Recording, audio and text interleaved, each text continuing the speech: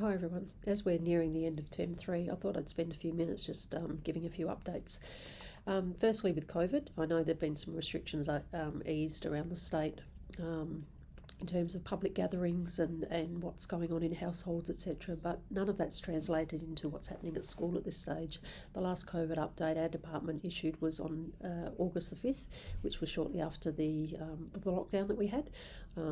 And of course, there have been no easing of those restrictions since. I think there were a few tweaks to school sport on about August the 12th. But in terms of parents and families on site, we're still restricting that. We're reducing our number of face-to-face meetings and gatherings and that sort of thing. Face masks are still a requirement if you do need to come on site. And of course, QR check-in also needs to occur. We know that given the fact there are easing of restrictions elsewhere, that can be a little bit frustrating, but we can't really do anything until our department issues some further information about that. So I'll keep you posted if anything changes. Thank you to the families, 235 families who responded to our values survey. We really appreciate the time you spent talking with your children about our school values. We know that highly effective schools and institutions often review their values and their vision every 3 to 5 years, so it was a great opportunity for us to do that as we start to move into our new improvement planning cycle next year.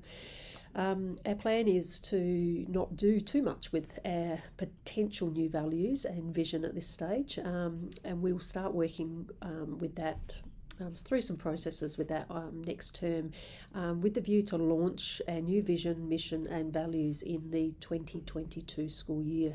So that's a really exciting opportunity for us moving forward, I think, to build a strong foundation for our new improvement planning processes. NAPLAN results have arrived and they'll be sent home to families, year 3, 5 and 7 families at the end of this week. I think Friday we're sending those home. If you have any questions about your child's individual NAPLAN results, please contact their classroom teacher early next term to discuss some of those questions that you might have. Also, later this week, potentially on the weekend, I think we're sending out the friendship survey to determine our class composition for next year. The survey will also indicate what our class structures will be, and as I mentioned earlier in the year, we're looking at our single year level reception classes, and then so year 1, 2 classes, year 3, 4 classes and year 5, 6 classes. Nothing's changed there, and we will continue to move down that path of structuring our classes, but that will be based on some feedback that you provide about your child and the friendship group they'd like to be with. We do endeavour to ensure that every student in our school has somebody in their class that they consider to be a friend, to make that transition into a new class a little bit easier for them. Friday, as the end of every term, we finish at 2:10, so please make sure that you've got that marked in your calendars ready for school pickup, and of course we have our 2-week break. Moving into next term, we have a student-free day scheduled for October the 22nd, which is a Friday. That will be with Professor Di Seaman from Melbourne University, talking to us about the big ideas of number. We anticipate that Di will not be able to join us for the 3rd time this year, but we have decided to go ahead with a video version in the morning where Di will join us via video for a couple of hours, and then we will continue to do some work as a staff later in the for the rest of the school day.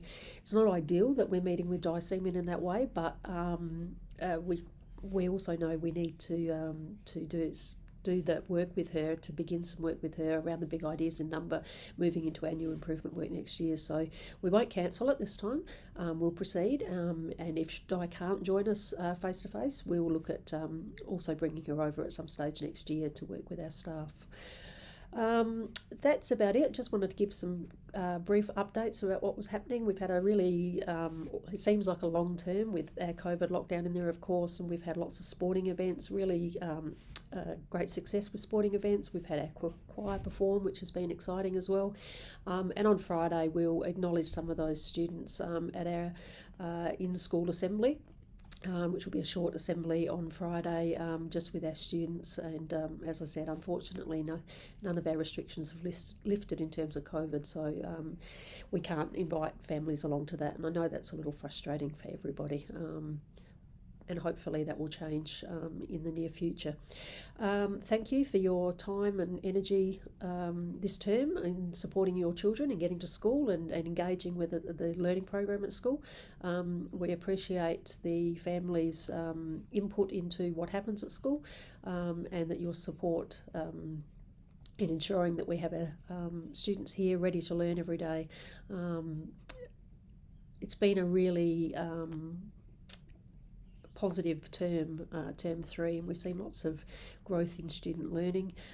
We've seen lots of changes in our classroom environments, which is really exciting. So also to the teachers, SSOs and all the educators at the school, my thanks to them for the efforts that have gone into this term as well, because it's been seemed like a very long term with the lockdown in there, but hopefully everyone will take the 2 weeks to refresh, and then we'll be back for the final 9 weeks of the school year, and to farewell our year 6 and 7 students, of course. So thank you, and look forward to catching up with you soon. Bye.